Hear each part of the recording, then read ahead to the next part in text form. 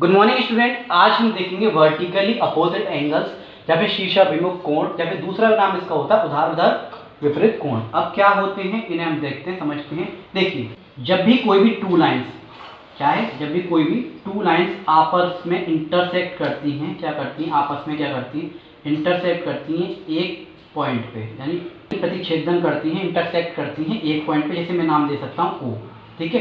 तो ये आपस में क्या है, इंटरसेक्ट कर रही हैं। अब इसमें क्या होता है, ये जो आमने सामने के जो एंगल होते हैं, ये वाला इसके और ये वाला इसके, ये बराबर होते हैं। मान लीजिए अगर ये 60 डिग्री का है तो ये भी 60 डिग्री का ही होगा, जिसे हमने O नाम दिया था।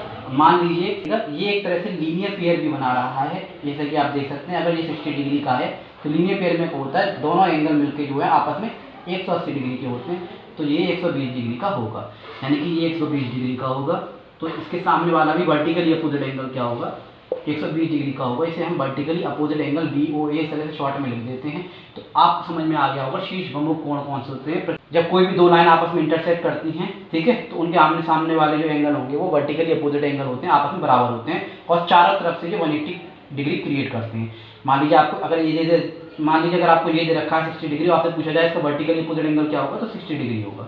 आपको ये दे रखा है तो इसके वर्टिकली अपोजिट क्या होगा, 120 डिग्री होगा। और साथ ही साथ आपसे ये कहे कि 60 डिग्री बराबर वाला क्या होगा, तो ये टोटल 180 डिग्री होते हैं। अब मैं एक और बताता हूँ। मान लीजिए इस तरह से इंटरसेक्ट कर रही है आपस में लाइन, आपसे कहा जाए 40 डिग्री का है, ठीक है, ये 40 डिग्री का है तो सामने वाला भी 40 डिग्री का होगा। इस चीज़ को आप याद रखिएगा।